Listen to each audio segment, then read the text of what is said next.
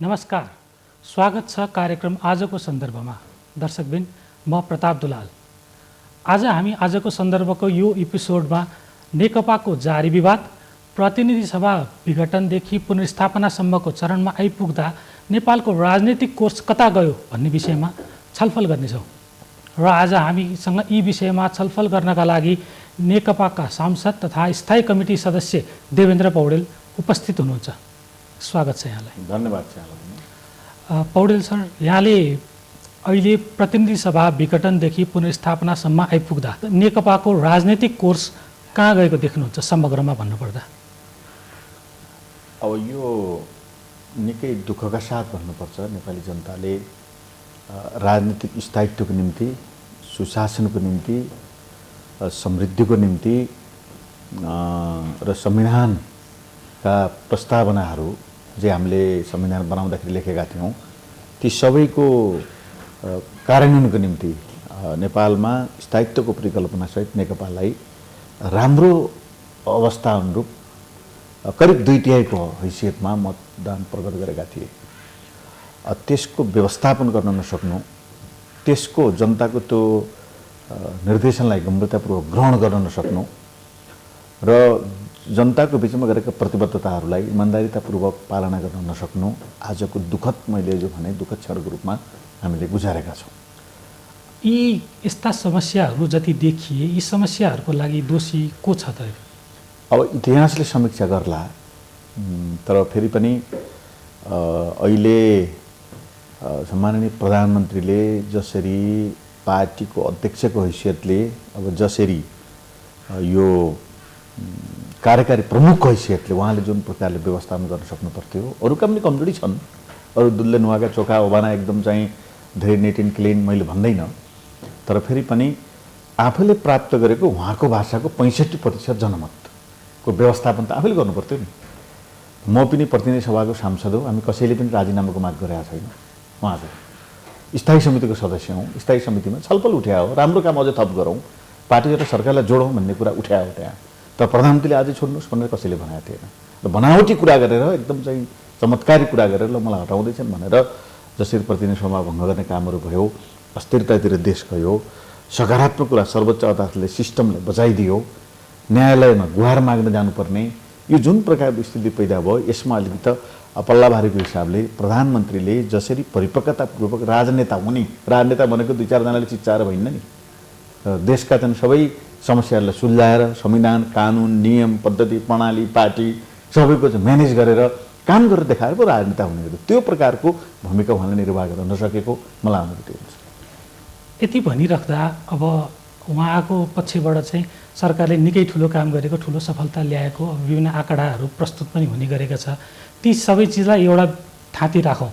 तर हामीले नेकपाले विशेष गरी 3 वर्ष अगाडि पार्टी एकता गर्दा जुन तामझाम साथ गरिएको थियो, कार्यकर्ताहरू सम्भवतः खुसी पनि थिएनन् ती सबै गरिराख्दाखेरि। तर अहिले सडनली हामी यसरी फुटको दिशामा गइराख्दाखेरि अब कसरी सम्झाउन सकिन्छ हामीले? अब मैले अहिले नै भनिसकेँ, दुःखद परिघटनाहरू पटाक्षेप भएका छन् नेपाली राजनीतिमा। यहाँले एउटा कुरा उठाउनु भयो, काम गर्न नदिएर भन्ने प्रधानमन्त्रीको जिकिर छ। व्यक्तिगत रूपमा म उहाँलाई सम्मान गर्छु, तर फेरि पनि काम गर्न कुनै पनि नीति, कार्यक्रम, बजेट, सदनभित्रका समितिहरूले सरकारले ल्याएका कतिपय विधेयकहरू असफल बनाएको भए, नीति कार्यक्रम फेल बनाउन हिँडेको भए, कुनै पनि एउटा प्रोजेक्ट यो कारणले हुन्न भनेर विरोध गरेको भए काम गर्न नदिएको भन्न मिल्थ्यो। तर त्यसकारण काम गर्न नदिएको भन्ने बनावटी कुरा हो। अब नियमित रूपमा हुने कामहरू भएका छन्। जस्तो उदाहरणको निम्ति धरहरा बन्यो, राम्रो कुरा हो, तर धरहरा बन्ने प्रक्रिया सुरुवात भूकम्प आइसकेपछि सुरुवात गरेका थियौँ हामीले। अहिलेको प्रधानमन्त्रीले पनि कोसिस गर्नुभयो, थ्याङ्क यू। सिंहदरबार बन्दैछ, सिंहदरबार भत्केको भूकम्प आउँदाखेरि र हामीले विदेशीहरूसँग त्यति बेलै चाहिँ अनुरोध गऱ्यौँ, नेपाल पक्षले भन्नुहोस् कि पुनर्निर्माणको निम्ति सहयोग गर्नुहोस् भनेर हामीले अनुरोध गऱ्यौँ। पुनर्निर्माण प्राधिकरण कमिटी बन्यो, कतिपय बजेट आयो विदेशबाट, कतिपय यहाँबाट पनि विनियोजन भएर नियमित प्रक्रियाका कामहरू भएका छन्। तर यो सरकारले यो चाहिँ महत्त्वपूर्ण राम्रो काम गर्यो भनेर छाती पिटेर भन्न सक्ने स्थितिका कामहरू निकै कम भएका छन्। र यिनै प्रकृतिका कामहरू अब धेरै पहिले बनेका कोरिडोरहरू धेरै पहिले बनेका मध्यपाडी लोकमार्गसित सम्बन्धित कतिपय खण्डहरू पुलहरू ती सबै उद्घाटन गर्दै हामीले अहिले भर्खरै गरेको भनेर त्यो पनि अहिले भर्खरै कतिपय साथीहरू उद्घाटन गर्दै हिँड्नु भएको छ आज पनि छ। अब यसलाई चाहिँ के भन्न सकिन्छ भनेदेखि यो खालि देखाउनको निम्ति मैले यसले काम गरेँ भनेर चाहिँ एकदम गणितीय रूपमा सङ्ख्या देखाउनको निम्ति गरिएको काम हो। तर सरकारको मापन भनेको चुनावको घोषणापत्र प्रस्तुत गर्दा पार्टीको प्रतिवेदनमा लेखिएको कुरा र जनताको बिचमा गरिएको प्रतिबद्धता अनुरूप कति काम भए भन्ने कुरा नै सरकारको मापनको कुरा हो। जस्तो उदाहरणको निम्ति शून्य सहनशीलतामा भ्रष्टाचार रहित भनेका थियौँ, एकदम बढेर गएको छ। तपाईँले हेर्नुभयो भने अहिले पनि देखिन्छ कतिपय देशमा भए घटेका चाहिँ सुरक्षित सम्बन्धी चाहिँ परिघटनाहरू अहिले पनि सरकारले सार्वजनिक गर्न सकेका छैन। तर ती सबै गर्नलाई पनि जस्तै संवैधानिक निकायमा नियुक्तिहरूको काम त रोकिएको छ, ती चिजमा भागभण्डाका कुराले रोकियो भनेर उहाँले त्यो विषयलाई सार्वजनिक रूपमा बारम्बार भन्नुभएको छ नि। जस्तो अख्तियार प्रमुख हुनुहुन्न, हामीसँग आयुक्त हुनुहुन्न, विभिन्न 13वटा आयोगमा रिक्त छन्, 47वटा पद रिक्त थिए। ती काम गर्न नपाएकै हो नि त्यो त होइन र? अब त्यो चाहिँ आफ्नो मान्छे भर्न नपाएको चाहिँ हो, उहाँले गरेर देखाउनु भयो। अलिअलि नेपाली काङ्ग्रेसको सभापतिजीसित अलिकति चाहिँ गोप्य सहमति गरेर उहाँले भरेर देखाउनु भयो। ती निकायले कुनै बाटो बनाउन रोकेका थियो, ती निकायले रेल ल्याउन रोकेका थियो, ती निकायले कुनै अमुक चाहिँ सुरुङ मार्ग बनाउन रोकेका थियो, ती निकायले अरू कुनै रोकेका थियो। मैले पनि भनिसकेँ, राजनेता हुने हैसियतको व्यक्तिले त सहमतिका आधारमा संविधानमा गरेको व्यवस्था अनुरूप अध्यादेश ल्याएर होइन, संविधान गरेको व्यवस्था अध्यादेश त आपतकालीन अवस्थामा सहमति हुँदाहुँदै कुनै काम गरिहाल्नु पर्यो भने अध्यादेशको व्यवस्था हो। तर अध्यादेश ल्याउनको निम्ति सदन रोक्ने अनि अध्यादेश ल्याउने र अध्यादेश जीवित रहेको पारेर रातभरिमा 45 जना नियुक्ति गर्ने जुन प्रकारको परिघटना देखियो तपाईँले भन्नुहुन्छ भनेदेखि राजनेताले यस्तो गर्ने हो। त्यसकारणले उहाँले गरेको कुरा काम गर्न अध्यादेशकै कुरा पनि गरिराख्दा जस्तै अध्यादेश ल्याउनु पर्ने कारण पनि केही छ कि विधेयकहरू सभामुख अग्निप्रसाद सापकोटाले कारणले रोकियो भनेर उहाँले बारम्बार कुनै छ त्यस्तो एमसीसी एउटा उदाहरण छ। त्यस्तो एमसीसीमा त कतिपय नेपालका सबै देशभक्तहरूले सबैले चाहिँ अलिकति बहस छलफलको कुरा गरे र एमसीसी नल्याउने भनेर कहीँ कतै कुनै दलले भनेको थिएन, बाहिर सडकमा विरोध थियो। तर एमसीसीमा उल्लेख भएका कतिपय अंशहरू नेपालको हितसित सम्बन्धित छैनन् भन्ने पुनर्विचार गरेर ल्याउने भनेर सबैले भनेकै थिए। पार्टीमा एउटा कार्यदल पनि बन्यो, त्यसले निर्णय पनि दियो। जस्तो सदनमा कानुन बनाएर पारित गरिसकेपछि पछि त्यसलाई परिमार्जन गर्नु पर्यो भने फेरि नपाइने भन्ने कुरा जुन प्रावधान राखियो त्यो कसरी मिल्छ र? हो त्यस्ता कुराहरू एक दुईवटा जुन 3-4 विषयहरू थिए ती हटाएर एमसीसीलाई चाहिँ उही सम्बन्धित संस्थालाई अनुरोध गर्ने र ल्याउने भनिएको। तर संसारभरि कहीँ पनि किन गर्नुभयो? योभन्दा पहिलेको चाहिँ सरकारको प्रतिनिधिहरूले त्यहाँ गएर सम्झौता कहीँ पनि सदनमा कानुन बनाएर के अरे चाहिँ डोनर अथवा कानुन बनाएर चाहिँ त्यस प्रकारका अनुदानहरू आएको हामी पाउँदैनौँ। त्यो चाहिँ सायद दाता निकायले पनि त्यस्तो खालको उसो भए त बङ्गलादेशमा त्यही हुनु पर्यो, उसो भएदेखि श्रीलङ्का त्यही हुनु पर्यो। उहाँले त इन्कार गर्नुभयो। त्यस कारणले त्यो चाहिँ अस्वीकार गर्ने भनेर चाहिँ कहीँ कतै भनेको थिएन। यी 2-3टा यस्ता प्रावधानहरू सम्बन्धित एमसीसीकै चाहिँ हेड अफिसमा अनुरोध गर्ने, यी प्रावधानहरू हटाएर त्यो प्रोजेक्ट साँच्चै चाहिँ ग्रान्डको रूपमा आएको भनेदेखि चाहिँ कार्यान्वयन गर्ने भनेर सबैले भनेको थियो। अनि भोलिको दिनमा तपाईँहरू यदि अब विभाजित भएर फेरि सत्तामा पुग्नुभयो भने त्यसरी जानुहुन्छ? अब यो यस्तो तरिकाले त हामी गइन्छ जस्तो मलाई लाग्दैन, किनभने यस्तो सकुशल नेपालको इतिहासमा कम्फर्टेबल सरकार सम्भवतः थिएन। हेर्नुहोस्, उहाँले त्यो प्रकृतिको अवसर पाउनुभयो। आज यो आलोचना गर्न मलाई पनि मन थिएन। मैले नै निर्वाचित गरेको, हामीले निर्वाचित गरेको प्रधानमन्त्री हुनुहुन्छ अहिले पनि। उहाँबाट हामीले विकास र समृद्धिको काम सहमतिका आधारमा संविधान कार्यान्वयन गर्ने काम, पार्टीभित्रका चाहिँ कतिपय समस्याहरू पार्टी अध्यक्ष भएको हुँदाखेरि पनि सम्हालेर चाहिँ हल गर्ने कुरातिर जाने कुराहरू, अन्तर्विरोध समस्या हल गर्ने कुराहरूको काम निकै चाहिँ कुशलतापूर्वक हुन्छ भन्ने हामीले अनुमान गरेका थियौँ।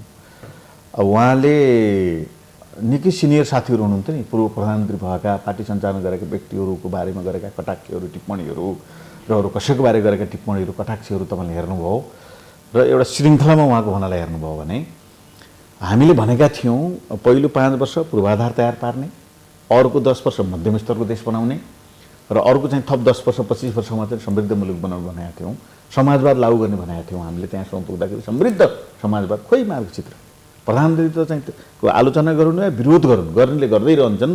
आफूले भनेका कुराहरू चाहिँ यो ट्र्याकमा यसरी लिएर हिँडाल्छु भन्नु पर्थ्यो नि। आएको छ, एउटा कुरा ल्याएको छ, टिकटक शैलीमा विरोधीको कटाक्ष गरेको छ, आलोचना गरेको छ, रोमान्समा चाहिँ रमाएको छ। अब यस्तो प्रकारको जुन चाहिँ परिघटना वास्तवमा देखा परेको छ, यसले राष्ट्रको चाहिँ कार्यकारी प्रमुखको हैसियतले देशलाई कता लिएर जाने, म यो उसमा ड्राइभ गरेर लिएर जान्छु, प्रतिपक्षीले पनि मलाई साथ देऊ भन्ने हुनु पऱ्यो नि त। पार्टीको साथीहरू मलाई साथ देऊ, म यहाँ लाँदैछु देश भन्नु पऱ्यो नि त।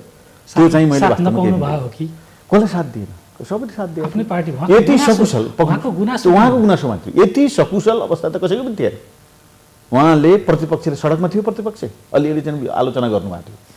एउटा पनि अहिले तपाईँले भन्नुभयो, एउटा पनि के अरे राज्यको तर्फबाट बनाइएका चाहिँ संसदीय समितिका कुनै पनि फेल भएका छैन, भोट पास भएका थिए, कसैले पनि अवरोध गर्नु। एकजना मान्ने कसैले संसदीय दलमा प्रधानमन्त्री यो काम गर्छु भनेर गरेको प्रस्तावको कसैले विरोध गरेको छ? उहाँले त त्यो प्रस्तावै गर्नु भएन, तर कसैले पनि विरोध गरेका छैन। पार्टीभित्र उहाँलाई काम गर्न नदिने भने होइन, पार्टीभित्र अझ बढी प्रभावकारी काम गर्नुहोस्, तपाईँ नै प्रधानमन्त्री 5 वर्ष चलाउनुहोस्, जेसुकै तमसुक सहमति हाम्रा भएका भए तापनि गत साल मङ्सिर 5 गते प्रधानमन्त्रीले भन्नुभयो जेसुकै सहमति भएको भए पनि 5 वर्ष तपाईँ चलाउनुहोस्, हामी पार्टीहरू छौँ, सल्लाहले गरौँ, राजदूत नियुक्ति सल्लाहले गरौँ, क्याबिनेट बनाउँदा सल्लाहले गरौँ, संवैधानिक आयोग यहाँ भन्नुभयो नियुक्ति चाहिँ सल्लाहले गरौँ, मान्छे हुने भयो भने सल्लाह निर्णय पार्टीको स्वामित्व, भागभण्डा नभनौँ न त्यसलाई, पार्टीको त निर्णय हुन्छ नि। दलीय प्रणालीमा चाहिँ तपाईँको भागभण्डा हुन्छ र दलीय प्रणालीमा त पार्टीको सहमतिको आधारमा पार्टीको कतिपय प्रवृत्तिहरू मिलाउनु जस्तै यो मान्छे राख भनेर उहाँले भने होइन, जे जति गरिन्छ मान्छे उही पार्टीका हुन्, सक्षम मान्छे गरौँ, तर स्वामित्व पार्टीले संस्थागत रूपमा लिने गरी गरौँ भन्ने कुरा पार्टीमा उठाएको कुरा। एउटा कुरा अहिले प्रधानमन्त्रीले सार्वजनिक अभिव्यक्ति दिइराख्नु भएको छ, जस्तै नेकपाको एउटा पाटो चोइटिएर गएपछि संवैधानिक निकायमा मैले नियुक्त गर्न सकेँ कि हो, उहाँहरूको योग्यतामा हामीले प्रश्न चिन्ह उठाउन सक्नु पर्यो, होइन भने त वास्तविकता त्यस्तो देखियो नि त अहिले। अब संवैधानिक नियुक्ति चाहिँ नगरौँ भनेर कसले भनेको थियो र? पार्टीमा कसैले भनेको थियो? जानकारी कारणले गर्दा कसले भनेको थियो र? गरौँ भनेकै थियो। त्यसमा त अझ व्यवस्था चेक एन्ड ब्यालेन्स लोकतन्त्रमा प्रतिपक्षको पनि दलको नेता त्यसमा हुनुपर्छ भनेर कमिटीमा हुने व्यवस्था छ। सहमतिका आधारमा, समझदारीका आधारमा त्यस प्रकारका विज्ञ व्यक्ति बैठक छ, छलेर षड्यन्त्र गरेर चाहिँ तपाईँको मान्छेलाई चाहिँ उरल झिरल गरेर किन हुनु बैठक? मजाले हुन्थ्यो नि बैठक, सभामा जानुहुन्थ्यो नि, सल्लाहले गर्नु पऱ्यो नि। उहाँ दलबाट चाहिँ निर्वाचित भएर जानुभएको होइन, एक्लै जिते हो उहाँले, अरू चाहिँ तपाईँको दुईटा पार्टीको बिचमा सहमति भएको होइन। तत्कालीन सिधा भन्दा भागभण्डा मिलाउन उहाँले नसकेकै हो भन्नु। सिधा भन्दा पार्टीमा सहमति समझदारीको चाहिँ विश्वासको वातावरण उहाँले बनाउन सक्नु भएन र आफ्नै गुटका मात्रै मान्छेलाई चाहिँ भर्ती गर्ने सोच बनाउनु भयो। मेरो भाषामा भन्नुहुन्छ भने निकै सम्मानपूर्वक मैले उहाँलाई भन्न चाहन्छु कि त्यो कोर्स नलिएर पार्टीलाई अलिकति चाहिँ सल्लाह सुझावको आधारमा मलाई यो सुझाव देऊ, सरकार चलाउन मलाई डिस्टर्ब नगर, म यो काम गर्छु भनेर अगाडि बढेको भए पार्टीले मात्रै होइन प्रतिपक्षले समेत समर्थन गर्थ्यो। उदाहरणको निम्ति चुचे नक्सा आयो, चुचे भनौँ होइन, सबले चुचे भन्छौँ, लिम्पियाधुरा लिपुलेखेर कालापानीको, कसले विरोध गर्यो? एकजना अलिअलि असहमति प्रकट गर्ने माननीयलाई सम्बन्धित दलले कारबाही गर्न समेत सबैले वाइ गरेर समर्थन गरे होइन। राम्रो काम गर्दा राम्रो काम नगर्ने, मन परी गर्ने, गज्याङ र मज्याङ पार्ने अनि त्यसपछि समर्थन गरेन भनेर हुन्छ र? यति यहाँले चाहिँ त्यो प्रसङ्ग उठाइहाल्नुभयो, तर अहिले उहाँ प्रधानमन्त्री पक्षीय नेताहरूले सार्वजनिक फोरममा गएर कस्तो खालको अभिव्यक्ति दिइराख्नु भएको छ भने हामीले चुच्चे नक्सा निकालिसकेपछि हामीलाई पार्टीबाट बढी दबाब आयो। 5 वर्ष प्रधानमन्त्री लगातार हुने हाम्रो सहमति थियो, तर त्यो विपरीतका मागहरू आए, फेरि 2.5 वर्ष भागभण्डा एवं रीतका चाहिँ मागहरू आएर दबाब आएर विकल्पै नभएर प्रतिनिधि सभा विघटन गर्ने अवस्थासम्म पुग्नुभयो भनेर चाहिँ उहाँले दिइराख्नु भएको छ। यहाँको भनाइ के छ? यस्ता फाल्टु तर्क गर्नु हुँदैन। हेर्नुहोस्, तपाईँ आफै पनि पत्रकार हुनुहुन्छ, यो आदरणीय जनसमुदायले हेर्नु भएको छ, दुईटा पार्टीको बिचमा एकता हुँदा के सहमति भएको थियो? पालना गर्नुभयो उहाँले? त्यो सहमति पछि आधा चाहिँ प्रधानमन्त्री चलाउने भन्ने सहमति भएको होइन? सुरुमा भएको, त्यो परिमार्जन पनि भयो। परिमार्जन कहिले भयो? त्यो त उहाँले मानेर त्यो इमान्दारितापूर्वकमा कार्यान्वयन गर्छु भनेको भए सायद प्रचण्डले छुट्नु हुन्थेन होला। प्रचण्डले त अझ खुसी पार्छु भनेर जेसुकै सहमति भएको भए पनि, अहिले पनि भने मैले दोहोऱ्याउँछु, मैले जेसुकै सहमति भएको भए पनि 5 वर्ष तपाईँ चलाउनुहोस्, तर सल्लाहले सरकार र पार्टीका कामहरू सरसल्लाहले गरौँ भन्ने कुरा एकजना पार्टीमा रहेका अर्को अध्यक्षले भन्दा अनि काम गर्न दिएनन् भन्ने हुन्छ त्यो। त्यस कारणले भएका सहमति केही पनि कार्यान्वयन गर्नु भएन उहाँले, र यो सबै मैले मात्रै गर्दा भएको, यो चाहिँ कम्युनिस्ट पार्टी पनि मैले मात्रै बनाएर भएको, यो चुनाव पनि मेरा कारणले जितेको हो, प्रधानमन्त्री पनि म आफै भएको हुँ, त्यसमा सत्यता छ कि छैन? छैन त्यसमा सत्यता। उहाँको चाहिँ योगदान छ, उहाँको योगदान हामी इन्कार गर्दैनौँ, तर उहाँ नै आबद्ध भएको दल, राष्ट्रवादी अडानहरू जुन अघिल्लो पटक उहाँ मात्रै राष्ट्रवादी हो र सबै राष्ट्रवादी हुन् नि, प्रमाणित गर्न पर्यो नि त देशद्रोहीको हो भनेर। देशद्रोही चाहिँ कि त कसैलाई करार गर्नु पर्यो र चाहिँ दण्डित गर्नु पर्यो, राष्ट्रवादी नहुनासाथ देशद्रोही त हुँदैन होला। बढी र सबै देशभक्ति हुन्, देशका नेपालका पार्टीहरू देशभक्ति हुन्। कतिपय प्रसङ्गमा नजिकका छिमेकी मित्र राष्ट्रहरूसँग सुमधुर सन्तुलित सम्बन्ध, देशको राष्ट्रिय सार्वभौमिकतालाई ख्याल गर्दै सुमधुर सन्तुलित सम्बन्धको आवश्यकता छ आजको 21औं शताब्दीमा। त्यो कुरा बेला बखत चाहिँ भन्ने गर्छन्, तर फेरि निरपेक्ष चाहिँ कुनै देशको विरोध गरिरहनु चाहिँ देशभक्ति हुने, निरपेक्ष फेरि सन्तुलनको कुरा गर्ने कुरा चाहिँ देशकाती भन्ने कुरा पनि हुँदैन। तर फेरि साँचो कुरा के हो भने जसरी उहाँले कालापानी, लिपुलेक र लिम्पियाधुराको बारेमा देश एक ठाउँमा भएको थियो, त्यसलाई वार्ता, सहमति र संवादको प्रक्रियाद्वारा टुङ्गाउने पहल गर्नुपर्थ्यो कार्यकारी प्रधानमन्त्रीको हैसियतले, बरु त्यहाँ नपुगेको कुरा रियलाइज गर्नुपर्छ। तर पछिल्लो समय त यी अवस्था त सुध्रिँदै गएको थियो नि, भारतीय पक्ष पनि अब संवादका लागि खुला हुँदै गएको थियो। त्यो त बिस्तारै समय लिने विषय होला, सायद कोभिडको कारण पनि होला। खै ठिकै छ, हामी नयाँ अर्को विषयमा प्रवेश गरौँ। विवाद त भइ नै हाल्यो, नेकपा अहिले अब विभाजनको एकदम डिलमा छ भन्दा सायद गलत नहोला म। प्राविधिक रूपमा त हामी एउटै दल छौँ अहिले नेकपा, तर विभाजनको डिलमा पुग्यो। अब कसरी अघि बढ्छ त नेकपा? अब सजिलो थियो, यही टेलिभिजनमा तपाईँसँग त सायद मैले कुरा गरेन, मैले धेरै पटक भनेको छु सरकारको नेतृत्व एकजना अध्यक्षले, पार्टीको नेतृत्व एकजना अध्यक्षले गर्नुहोस् भनेर धेरै पटक कार्यविभाजन मिलाउनुहोस् भनेर हामीले भनेका थियौँ। त्यो भएको भए मिल्थ्यो र त्यसै अनुरूप चाहिँ सहमतिमा, सल्लाहमा पार्टी र सरकार सञ्चालन गर्ने कुरा गरेको भए त्यति कुरा पनि नबुझिने भन्ने हुँदैन। अहिले कहिलेकाहीँ प्रधानमन्त्रीले भन्नुहुन्छ नि, पार्टीले चाहिँ आदेश दिने होइन, पार्टीले चाहिँ सुझाव दिने हो। यो कसले बुझेको छैन? संसारभरिका दलीय प्रणाली भएको लोकतान्त्रिक पद्धतिमा पार्टी कमान हुन्छ, पार्टीमा छलफल हुन्छ, पार्टीको प्रतिनिधि हुन्छ, सकुशल चाहिँ भारतमा मोदी प्रधानमन्त्री हुनुहुन्छ, उहाँको पछाडि पार्टी छ, पार्टीमा छलफल हुन्छ, लिडर चाहिँ अर्को भएर पनि सकुशल चाहिँ सरसल्लाहका आधारमा एकअर्कामा समन्वय गरेर काम गरेका थिए। त्यसरी गरेको भए यो समस्या पैदा हुने थिएन। अब मलाई सोध्नुहुन्छ भनेदेखि प्रधानमन्त्रीले अवसर गुमाउनु भयो, ठिक छ, उहाँले जिगज्याग गरेर सरकार 6 महिना 1 वर्ष होला बढीमा 2 वर्ष तन्काउनु होला, तर उहाँलाई जुन अवसर थियो आफ्नै पार्टी प्रतिपक्षले समेत सबैले समेत चाहिँ वाइवाई गर्ने, उहाँको यो कार्यकाललाई निकै सफलतापूर्वक अगाडि बढाउने जुन अवसर थियो त्यो अवसर चाहिँ गुमाएर निकै रिक्स बाटो, जटिल बाटो, आलोचनाको बाटो उहाँ चाहिँ हिँड्नुभयो। त्यसले गर्दाखेरि अब अहिले हेर्नुभयो भने पूर्व प्रधान न्यायाधीशहरू उहाँको कदमको विरोधमा उभिए, देशका प्रमुख पार्टीहरू उहाँको कदमको विरोधमा छन्, आफ्नै दलभित्रको चाहिँ ठुलै हिस्सा अहिलेसम्म आजका मितिसम्म बहुमत हिस्सा विरोधमै छ। त्यसपछि गएर नागरिक समाज वकिलहरू विरोधमै छन्। अर्दा गर्दै चाहिँ न्यायालयले पनि शक्ति पृथ्वीको सिद्धान्त अनुरूप हामीले बनाएको न्यायालयले पनि उहाँको कदमको बेठेको भनेर चाहिँ उहाँको कदमलाई सदर गरेन, बदर गरिदियो। अनि उहाँले के राम्रो गर्नुभयो त? कसरी हिँड्नुभयो त उहाँले? अनि चुड्का हालेर उटपाटाङ कुरा गरेर अनि मान्छेले एकछिन रमाइलो बनाएर यी सबै कुराको समीक्षा गर्नु पर्दैन? अब यो समस्याको समाधान कसरी हुन्छ त? अब तपाईँहरू अब अझ सम्भवतः पार्टी फुटेपछि सानो आकारमा सीमित हुनुहुन्छ, सम्भवतः सरकारको नेतृत्व गर्ने अवसर पनि पाउनुहुन्न होला। अब यो त कस्तो भनेदेखि मलाई यदि यो कदम असंवैधानिक हो भनेर देशका दलहरू र मान्छेहरू उभिएका छन् भने प्रधानमन्त्रीले अस्ति चालेको कदम असंवैधानिक हो, लोकतन्त्रसित सम्बन्धित छैन, संविधानसित सम्बन्धित छैन भने यसको चाहिँ विपक्षमा रहेकाहरू, यो कतियो कदमको विपक्षमा रहेकाहरू एक ठाउँमा आउनुपर्छ र सहमतिको सरकारको खोजी गर्नुपर्छ। त्यो सम्भावना छ?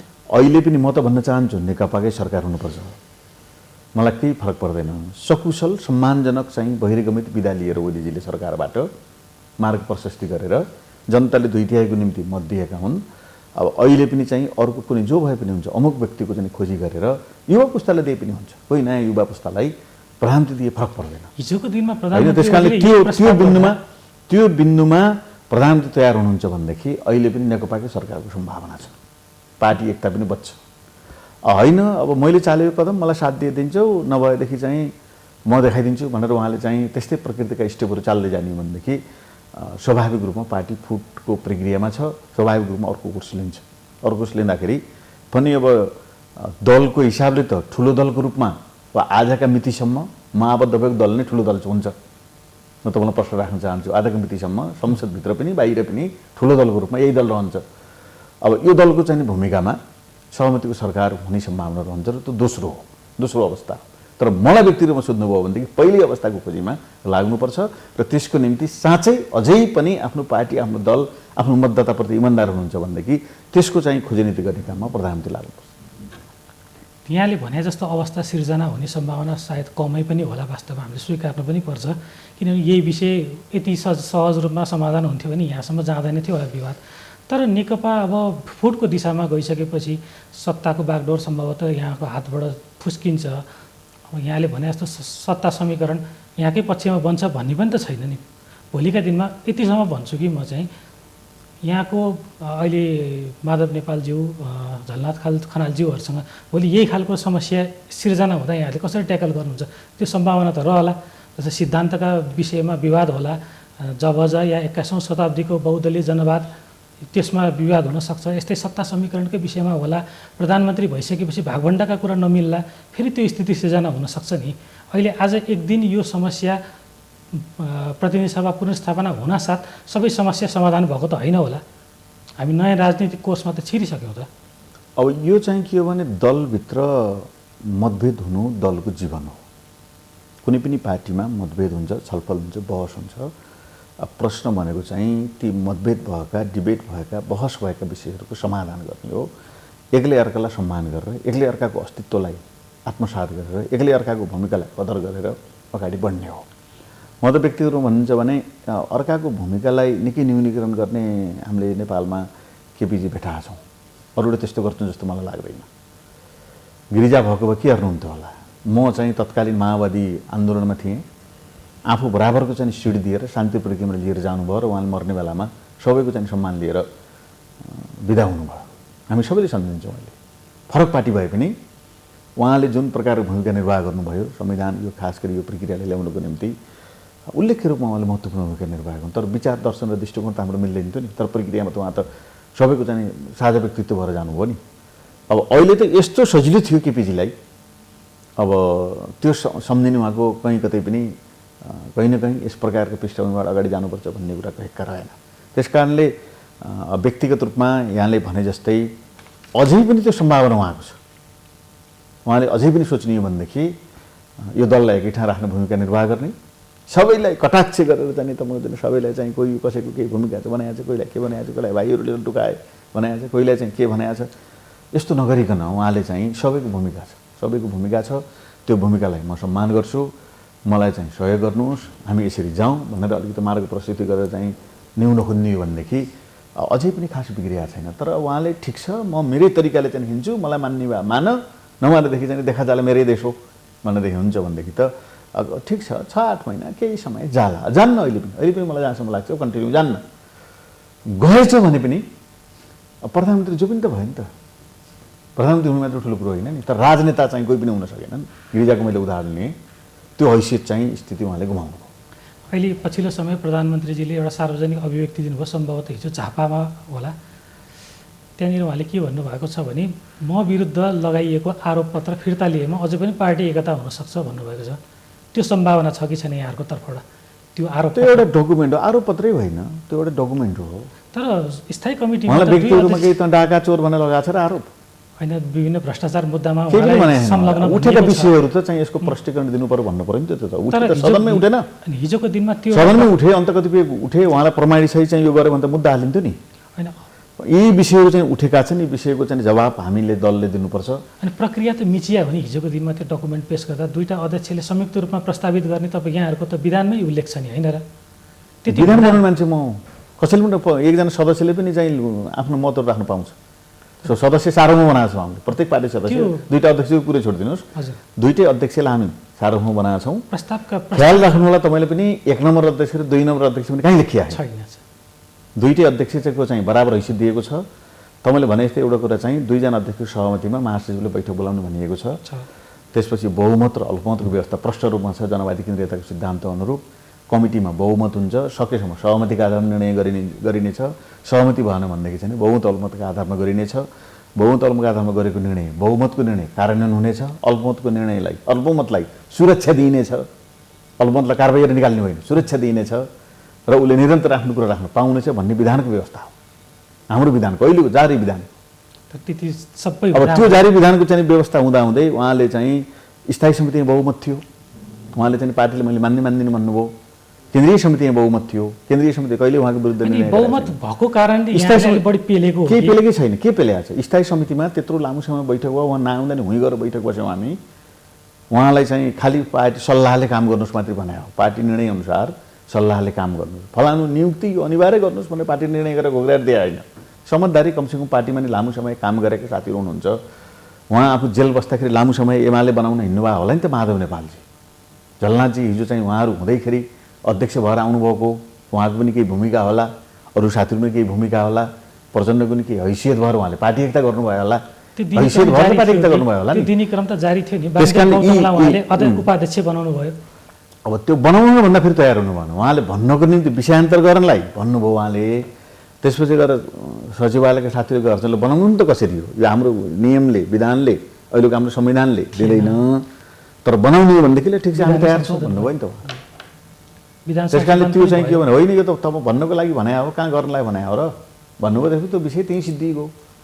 तर अन्ततोगत गर्नुभयो अन्ततोगत उपाध्यक्ष दलको बनाउन त सकिन्छ, तर संविधानको व्यवस्था राष्ट्रिय सभामा भएकोलाई प्रधानमन्त्री बनाउनु त सम्भव थिएन। दलभित्रको विधान संशोधन गरेर उपाध्यक्ष मिल्दैन थियो कि एकजनाको लागि हेरेर त्यो विषयमा संविधान संशोधन गर्न त्यो कुरा प्रस्ताव गर्नुहुन्थेन प्रधानमन्त्रीले। हो तपाईँले जो सोध्नु भने त्यस्तो कुरा प्रस्ताव गर्ने अनि वामदलले त्यस्तो कुरा पत्याउने, त्यही पत्याएर चाहिँ रमाइलो गरेर हिँड्नुभयो उहाँहरू। अनि सचिवालयका अरू साथीहरूले हामीले पनि गर भन्यो, यो नहुने कुरा किन गर्नुभएको छ तपाईँहरूले?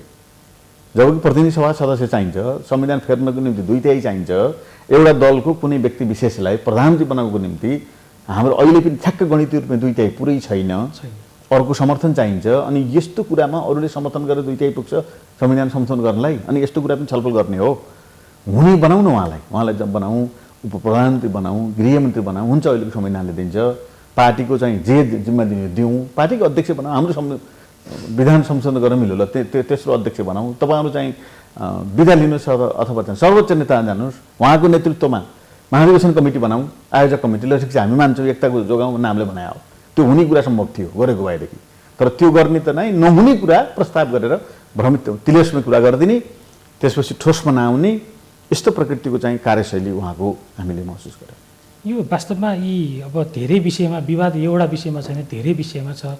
सायद यी सबै विवादका जड तत्कालीन नेकपा एमाले र तत्कालीन नेकपा माओवादी भावनात्मक रूपमा एक नभएको कारणले पो हो कि?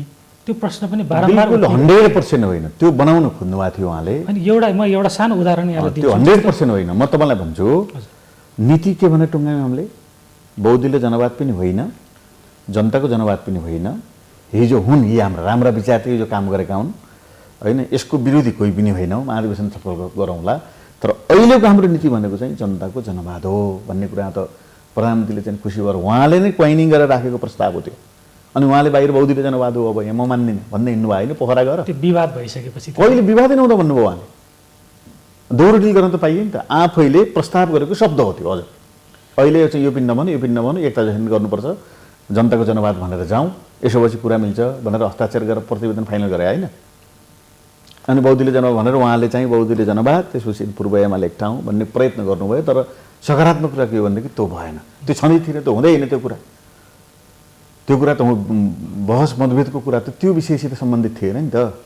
तर त्यतिखेर उहाँले एक दुई विषयमा सार्वजनिक गुनासो गर्दै आएका र हामीले पनि अब देखिएका समाचार बनाएका विषय के थियो भने तत्कालीन माओवादी तर्फबाट आउनुभएको जो सभामुख हुनुभयो, अहिले पछिल्लो समय हुनुभयो प्रमुख सचेतकज्यूबाट उहाँले सहयोग नपाएको भन्ने कुराहरू आयो। यतिसम्म कि प्रमुख सचेतक देव गुरुङज्यूले चाहिँ नेकपाको संसदीय दलको कार्यालय आफ्नो कार्यकक्ष पनि प्रयोग गर्नु भएन, उहाँले पूर्व माओवादीकै प्रयोग गर्नुभयो भन्नेसम्म चाहिँ आएको छ। ती सबले चाहिँ अहिले भावनात्मक रूपमा कतै न कतै चाहिँ एक हुन नसकेकै हो कि? त्यो चाहिँ बिल्कुलै होइन, हेर्नुहोस् त्यो सहमतिको आधारमा गरेको कुरा हो।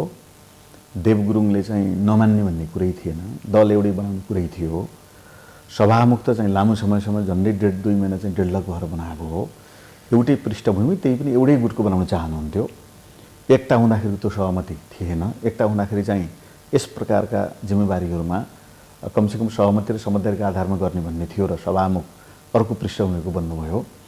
तर सभामुखले सभामुख भएर आइसकेपछि प्रधानमन्त्रीले असहयोग गर्नुभयो भन्ने कुरो साँचो होइन। उहाँका गुटका मान्छेको नियुक्ति गर्ने बेला बोलाइएको एउटा बैठक चाहिँ उहाँले बहिष्कार गर्नुभयो। बहिष्कार पनि भन्नु भने जानु भएन।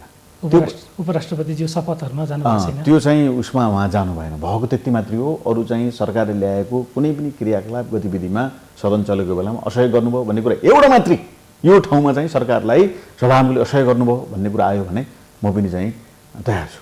तर आफ्नो गुटको मान्छे नियुक्ति गर्नु छ, सहमति भएको छैन, अनि त्यस्तो बेलामा उहाँ चाहिँ त्यो मिटिङमा कि सहमति गरेर गर्नुहोस् दलमा, होइन भनेदेखि चाहिँ म आउन्न भनेको कुरा चाहिँ हो।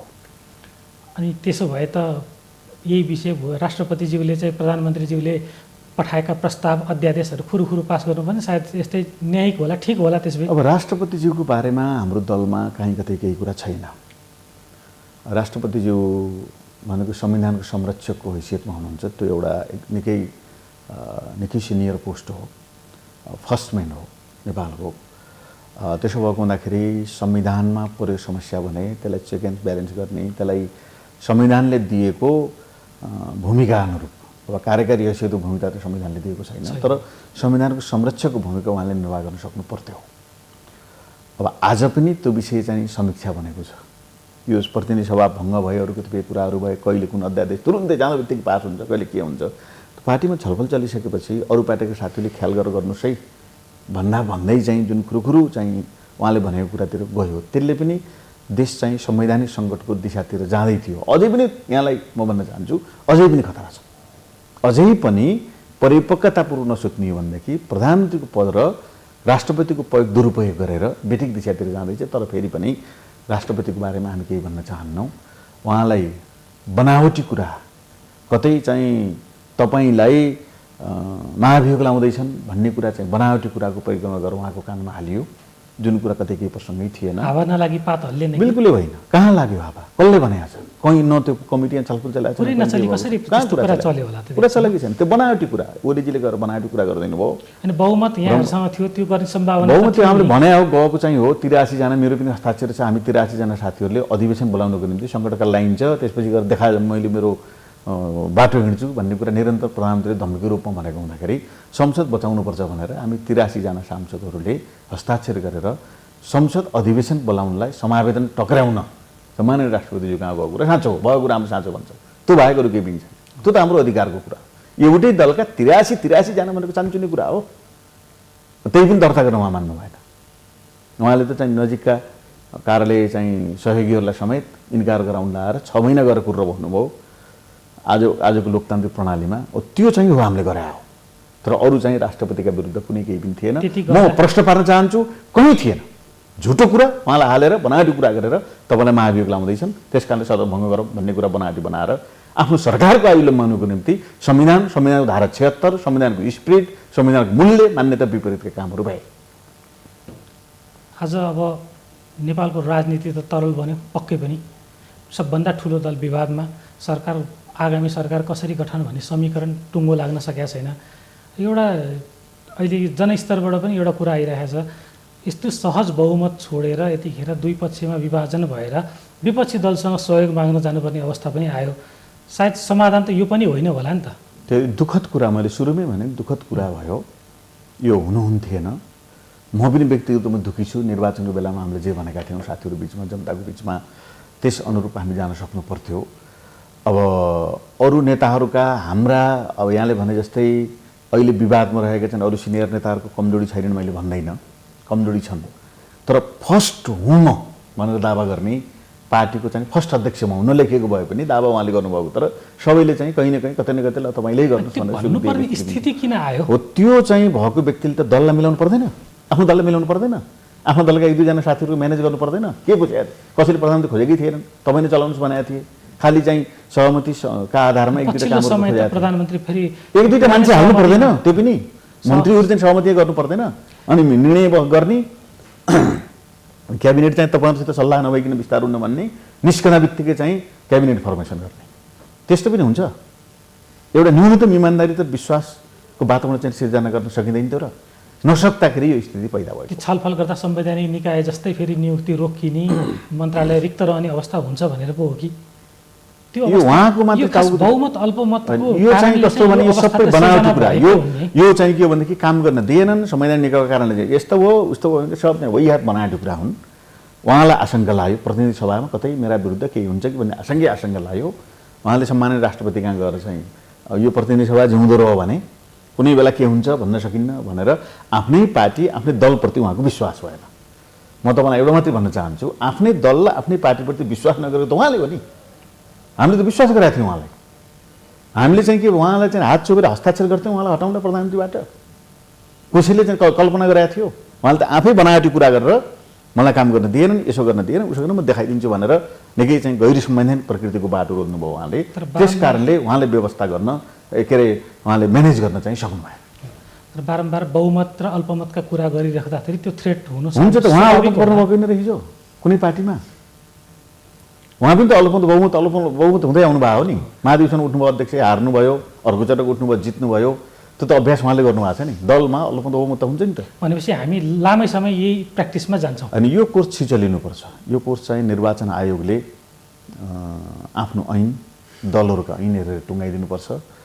अब अहिले पनि मैले तपाईँलाई भन्न चाहन्छु र अहिले पनि यी कतिपय हाम्रा समीक्षाका बावजुद पनि नेकपाले दिएको 2/3 व्यवस्थापन गर्न सक्ने अन्तिम प्रयत्न अहिले पनि गर्नुपर्छ।